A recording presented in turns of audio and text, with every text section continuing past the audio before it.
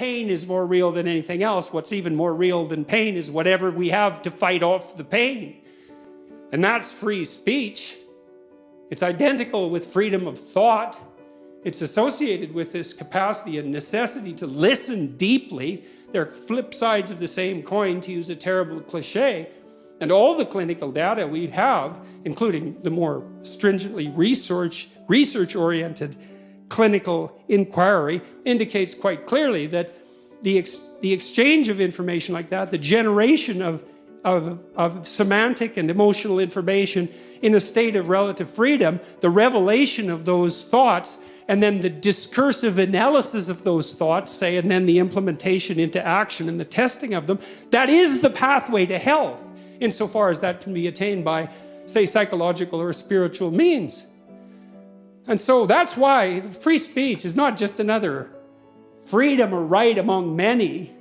It's certainly not viewpoint diversity or anything like that. It's the mechanism by which we generate the conceptions that allow us to organize our experience in the world. It's that mechanism. And more than that, it's the mechanism that allows us to reformulate and criticize those conceptions when they've become outdated and sterile, to dissolve them into a chaos that we have to contend with while it's occurring, and then to reanimate them in a new form so that we can move into the future.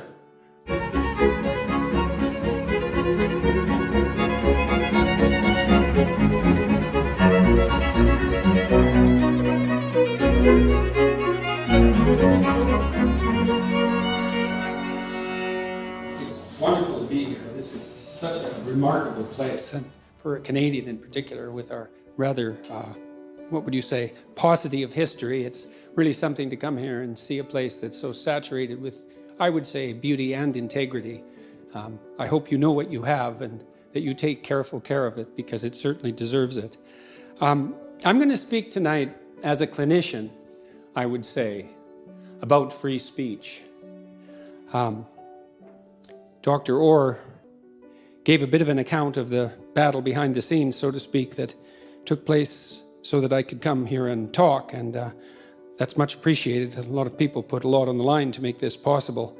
But I find the debate itself somewhat of a mystery. I can't really understand why it's raging precisely the way it is raging. And I would say that specifically from a clinical perspective. I'm going to tell you a little bit about a clinician named Carl Rogers, and I learned something. I've studied the people I regard as the great clinicians in some detail and learned a lot from all of them, regardless of their particular school of psychotherapeutic endeavor, let's say, or their historical background or their genre.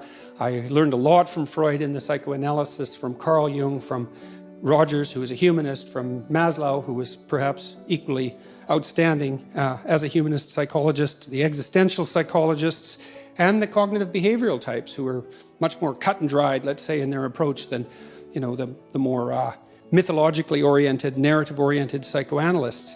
They all had something to teach me, and I learned it with great, what would you say?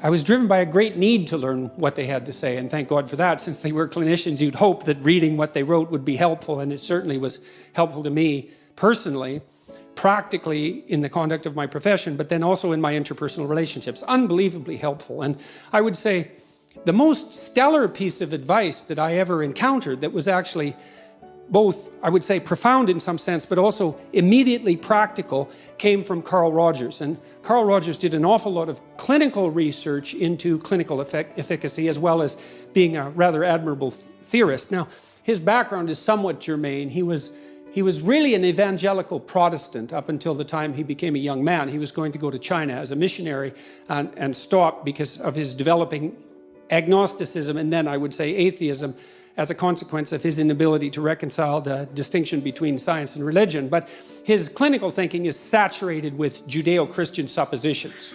And foremost upon them, I would say, would be something like respect for the word in capital, as a capitalized phrase, respect for the divine word, let's say, in a secularized fashion.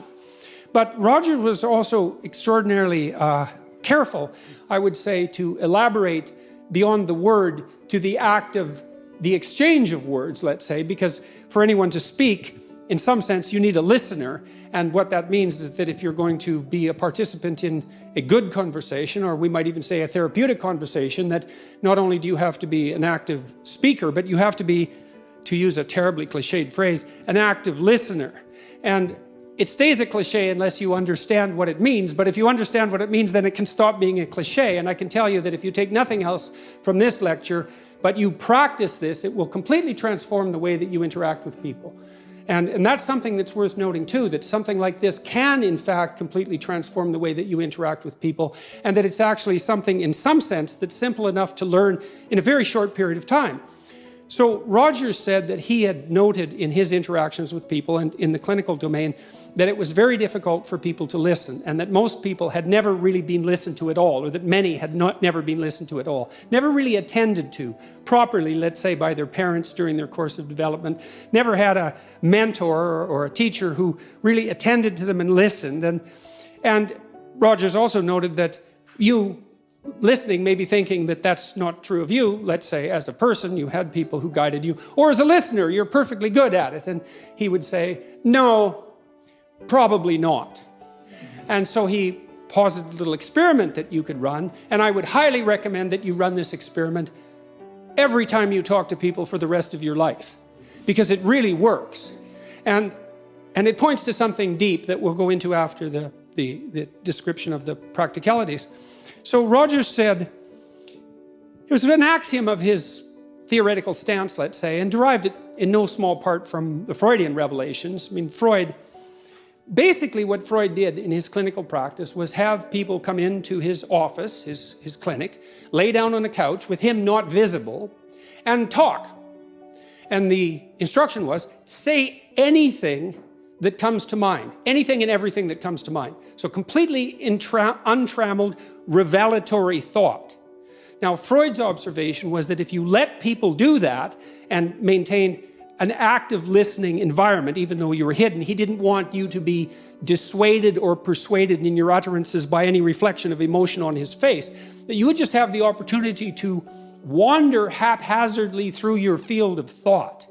And what Freud came to realize was that the haphazard nature of that tended to transform rather quickly into something that was much more coherent and much less contaminated with excess emotion. And so that if you just let the revelatory process of free speech occur, that in itself was therapeutic.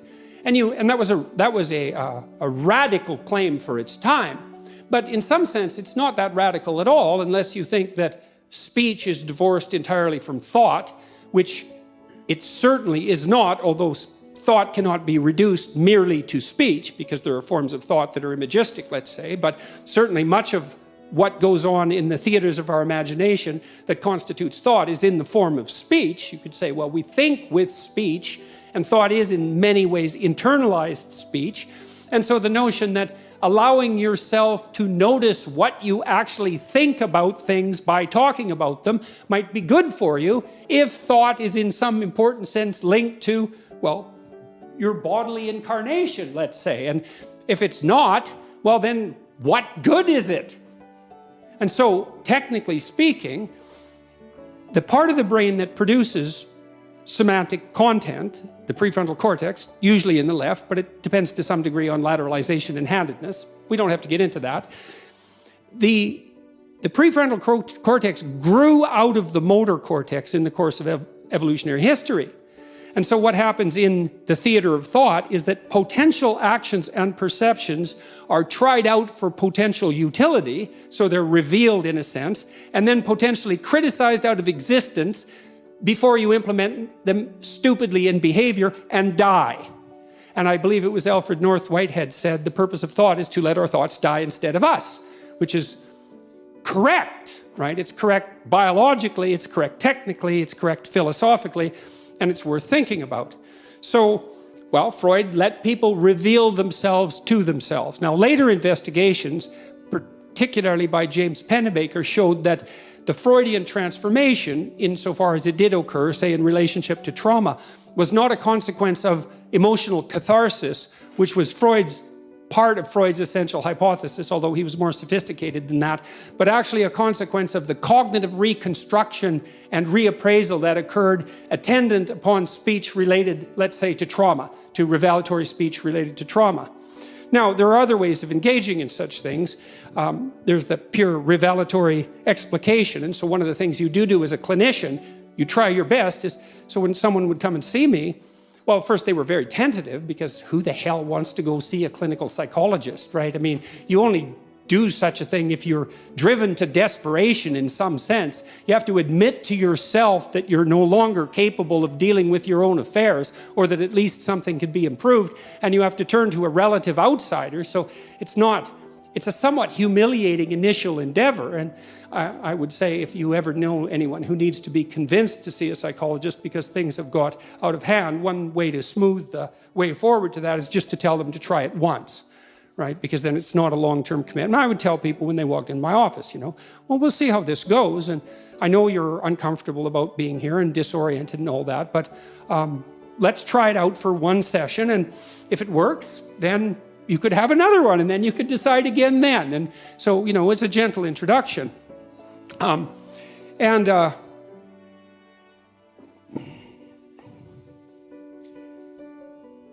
would never assume to begin with that I knew what was wrong with them.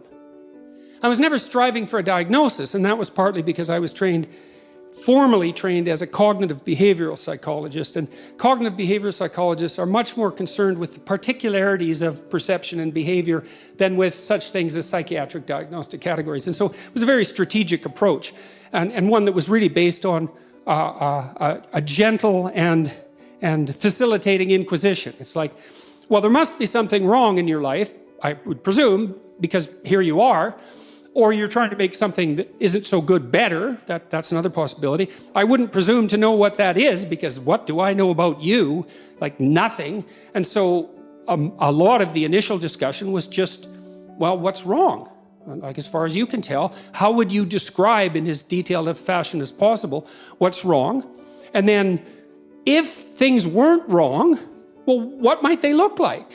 And that's a great thing, by the way, if you're ever arguing with someone in an intimate relationship, right? Because there's some issue on the table, and one of the things you can ask them is, well, what are your conditions for satisfaction?